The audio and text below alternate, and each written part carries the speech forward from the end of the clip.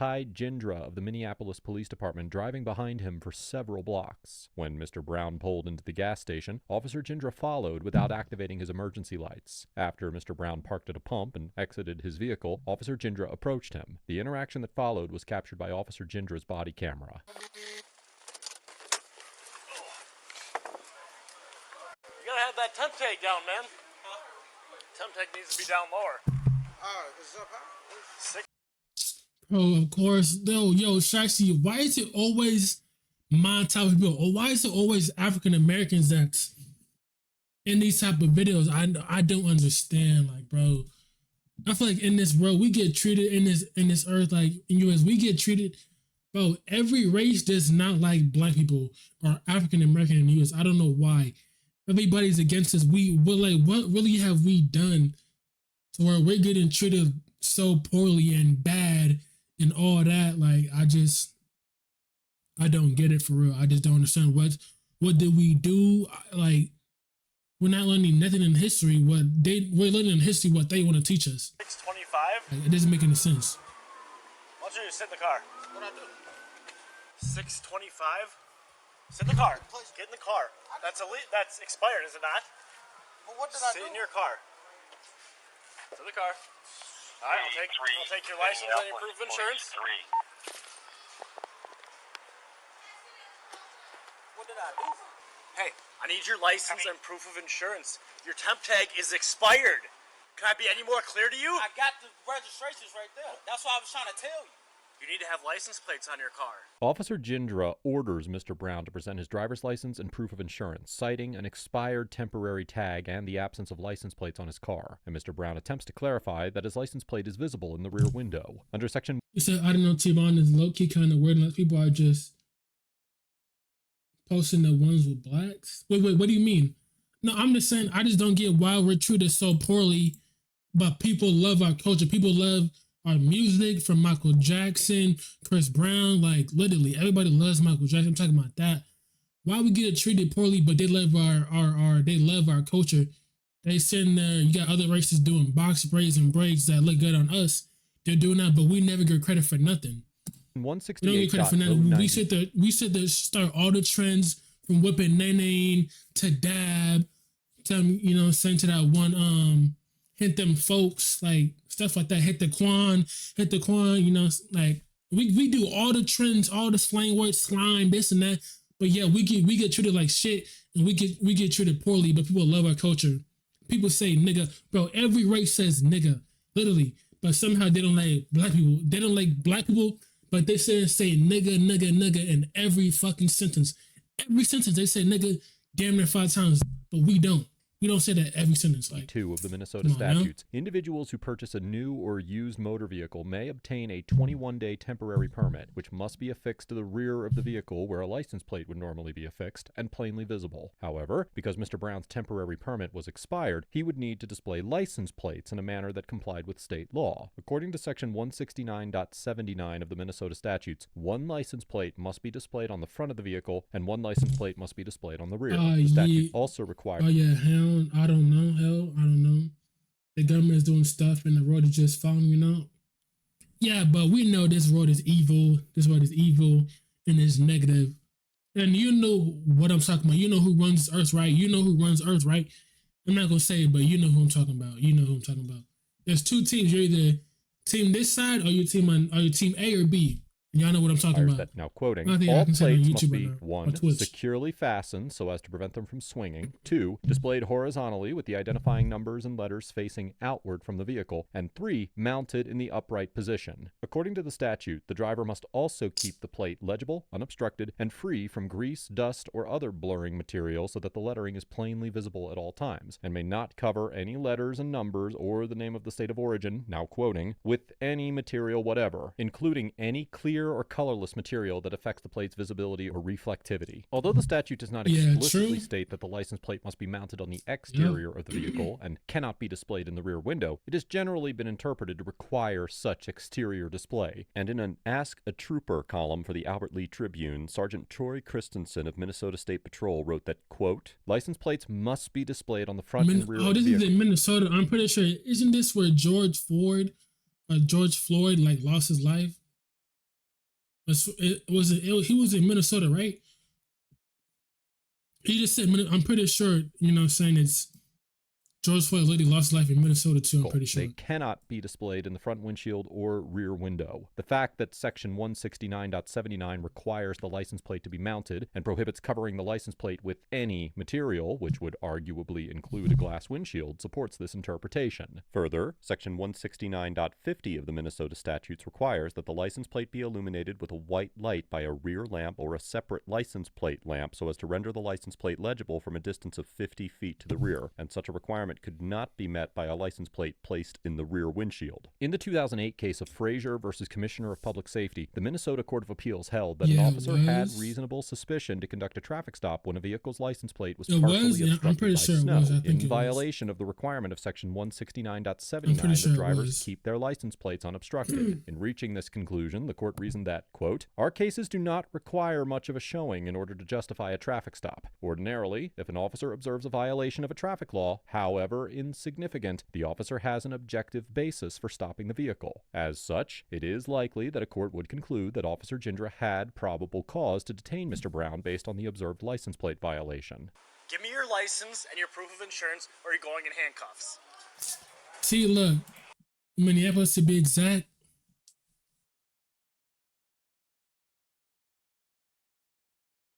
Nigga, ain't that the state? Oh, no, I'm stupid. Minnesota is a state. Oh, man. Like, that's what I mean. Cops have to be, like, calm. They have to be calm. Because when the cops is calm and try to talk to you, then the person will be calm and collected, too. Now, since he's yelling and being angry on this, now watch. This young man right here, or man right here, is going to get angry and frustrated because the cop is being angry and frustrated and being rude for no reason. Watch right now. Watch what I'm telling y'all. No proof of insurance? At last point, maybe at 3rd and Franklin. They don't believe there's a BP at 3rd and Nicollet. 3rd and Franklin. Alright, step out of the car. Watch right now. Look, Shanti, watch what I'm telling you right now. Look. Surround, translator back.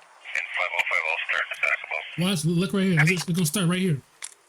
Why are you driving without a license, man? Huh? That's kind of stupid, isn't it? Huh? Let's go. You got anything illegal in the car? Spread your feet.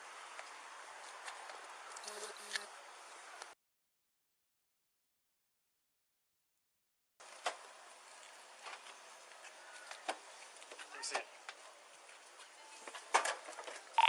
6580, I'm code 4. How long is this? 18 minutes? All right. Hi, can I help you?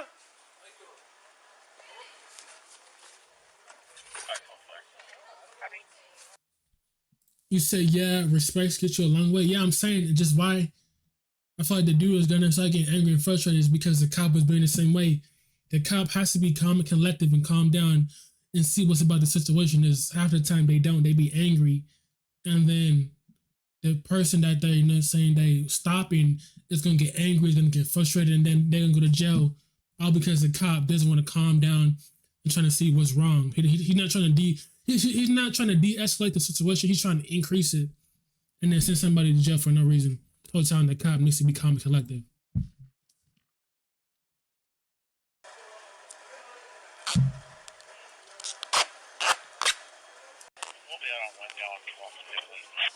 After Mr. Brown provides Officer Gindra with an identification card rather than a driver's license, Officer Gindra handcuffs Mr. Brown, places him in the cruiser, and conducts a thorough vehicle search. Under section 171.08 of the Minnesota statutes, quote, "Every licensee shall have the license in immediate possession at all times when operating a motor vehicle, and shall display it upon demand of a peace officer." However, the statute clarifies that, now quoting again, no person charged with violating the possession requirement shall be convicted if the person produces a driver's license previously issued to that person, which was valid at the time of arrest, or satisfactory proof that... he probably could.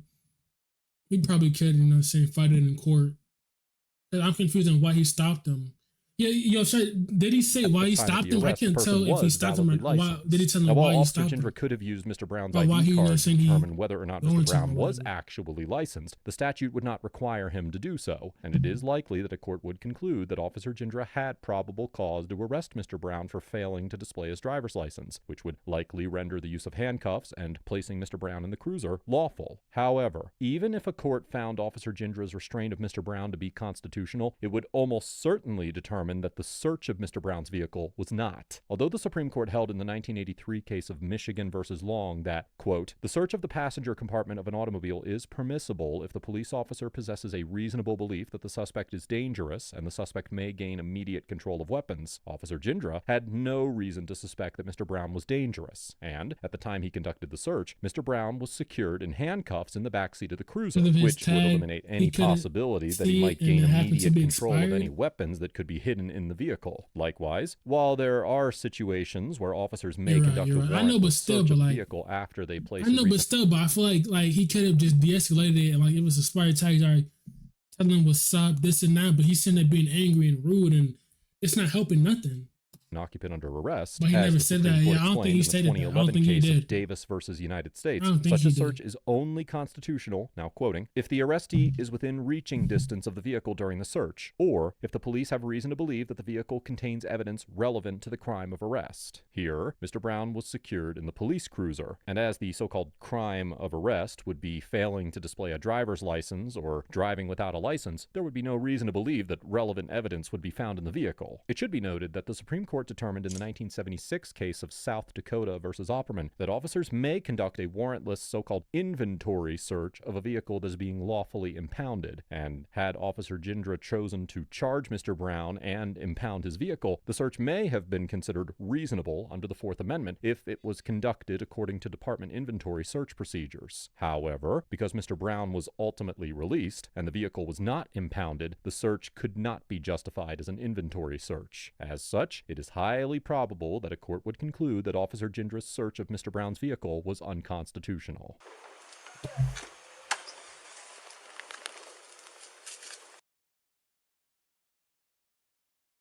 I still don't get on why he put him over, or like, I get expired tags, but is that like a proper cause to arrest him? Just like tell him, oh, I'm gonna give you a warning, but you gotta go renew your plates.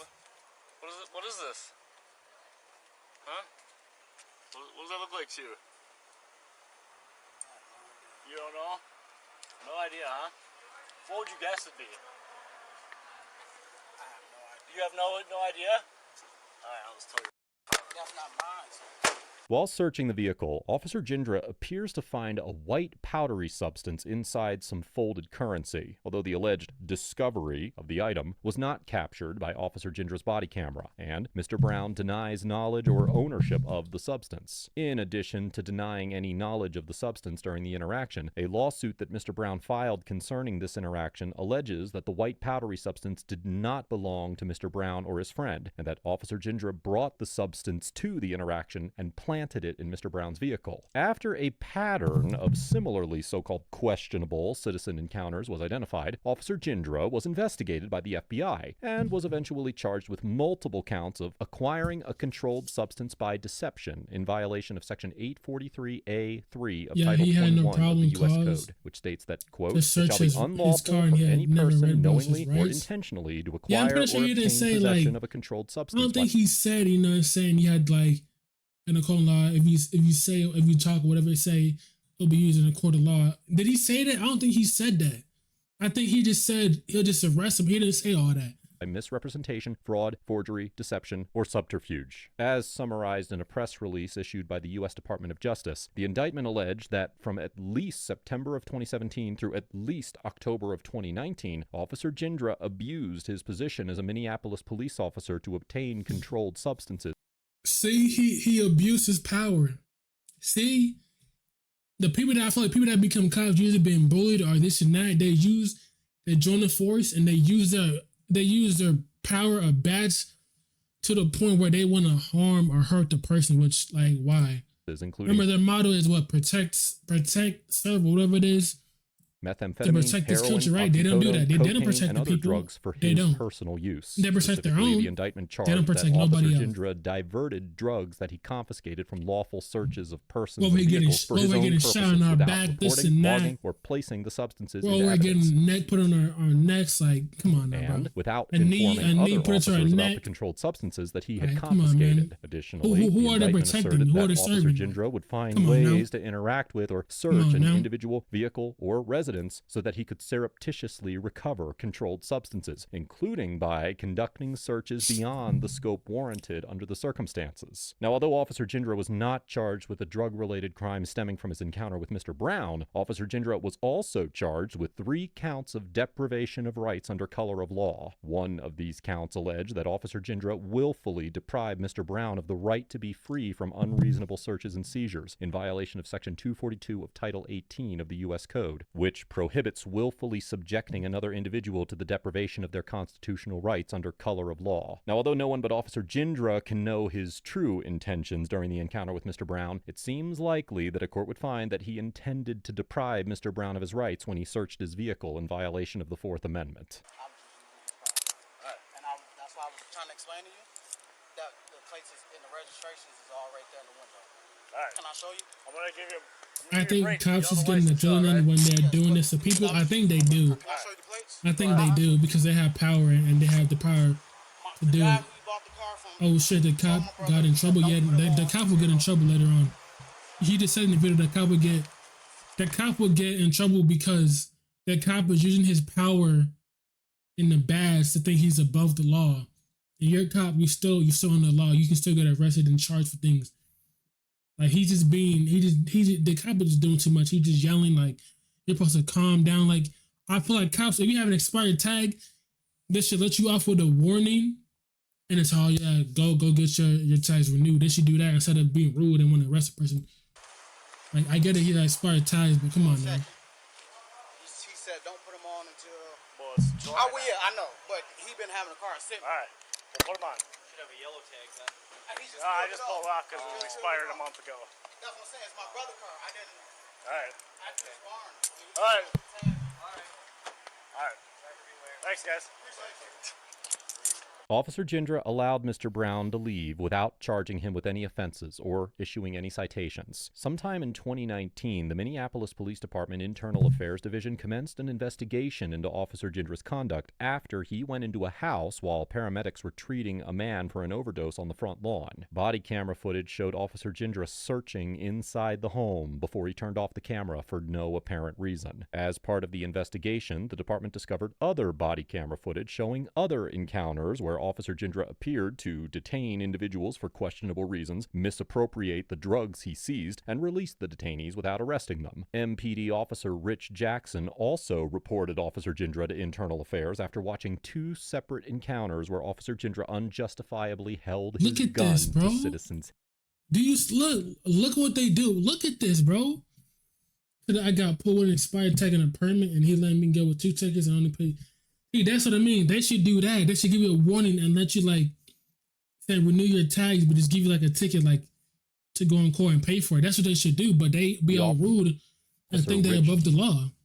Jackson also reported Officer Jindra to Internal Affairs after watching 2 separate encounters where Officer Jindra unjustifiably held his gun to citizens' heads. Officer Jindra was ultimately terminated in 2020 for violating department search and seizure policies, and the Internal Affairs Division referred the situation to the FBI. On November 6, 2020, the DOJ announced that former Officer Jindra had been charged in federal court with 6 counts of acquiring a controlled substance by deception, 2 counts of extortion under color of official right, and 3 counts of deprivation of rights under color of law. On November 2nd, 2021, following a 10-day trial, a jury convicted Officer Jindra of 3 counts of acquiring a controlled substance by deception and 2 counts of deprivation of rights under color of law, 1 count of which stemmed from the encounter with Mr. Brown. And on June 8th, 2022, Officer Jindra was sentenced to 38 months in prison, followed by 1 year of supervised release. On October 11th, 2022, Mr.